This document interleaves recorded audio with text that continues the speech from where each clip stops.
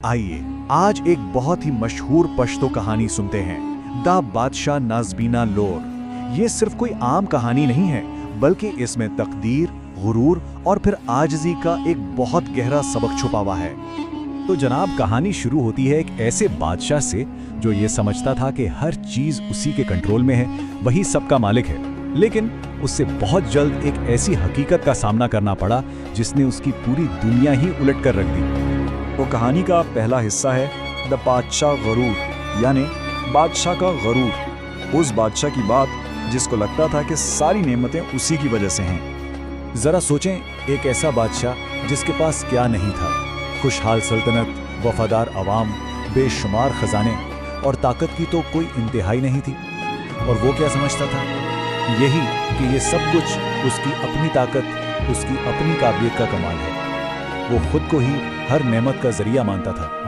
अब आता है कहानी का दूसरा हिस्सा, द लवर बाबर, यानी बेटी का यकीन और उसका एक ऐसा जवाब जिसने सब कुछ बदल कर रख दिया। तो होता यूं है कि एक दिन बादशाह अपने गरूर में चूर अपनी बेटी को बुलाता है। वो चाहता था कि उसकी बेटी भी उसी की बड़ाई बयान करे, और फिर उसने एक ऐसा सवाल पूछ लिया जिसने कहानी का पूरा रुख मोड़ दिया। लेकिन शहजादी का जवाब तो बादशाह की सोच के बिल्कुल ही उलट था। उसने अपने बाप की ताकत का गुण गाने के बजाय अपने नसीब और अल्लाह पर अपने ईमान का ऐलान कर दिया। ये सिर्फ एक जवाब नहीं था, ये उसके पुख्ता यकीन का इजहार था। तो यहाँ हमें दो बिल्कुल अलग सोच, दो मुख्तलिफ नजरियात आपस में टकराते नजर आते हैं। एक तरफ बादशाह जिसके लिए ताकत का मतलब है पैसा और कंट्रोल, और दूसरी तरफ शहजादी जिसके लिए असल ताकत अल्लाह का दिया हुआ नसीब है। और यहीं से कहानी का तीसरा हिस्सा शुरू होता है, दे बुरखली के आजमाइशे, यानी तकदीर की आजमाइश। जाहिर है बेटी के जवाब से बादशाह के गुरूर को सख्त चोट पहुंची, तो अब उसने अपनी बेटी के ईमान को आजमाने का फैसला किया।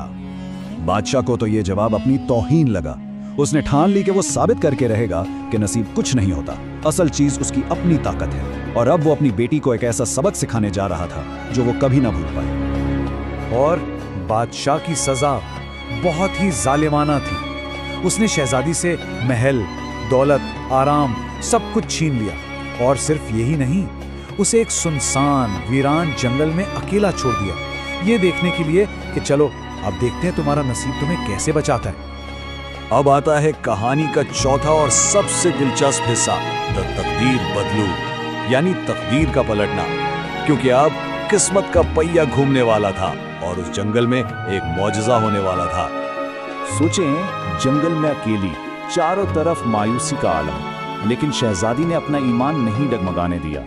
और फिर जब वो अपनी जिंदगी के सबसे मुश्किल मोड़ पर थी, तभी तकदीर ने अपना कमाल दिखाया। उसे क्या मिला? जमीन पर पड़ा हुआ एक बिल्कुल सादा सा खाली प्याला। देखने में तो ये एक मामूली सी चीज थी, लेकिन यही वो चीज थी जो उसकी किस्मत बदलने वाली थी।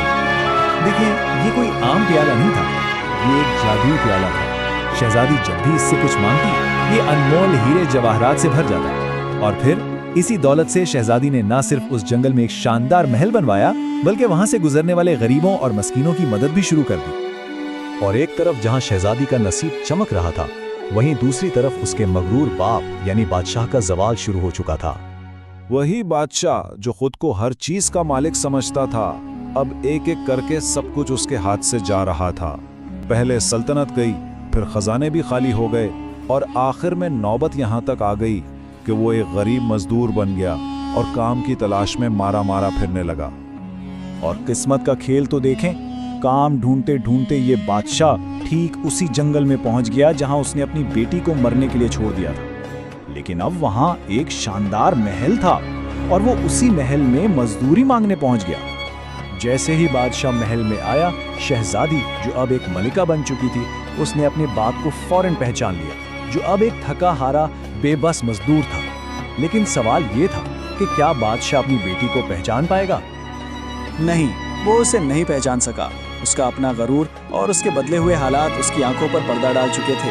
वो उस सच्चाई को देख ही नहीं पाया जो बिल्कुल उसके सामने थी। और अब हम पहुंचते हैं कहानी के आखिरी हिस्से पर, द केस से अखलाकी दर्स, यानी कहानी का सबक। अब वक्त आ गया था कि बादशाह आजिज़ी का वो सबक सीखे जो वो कभी नहीं भूला।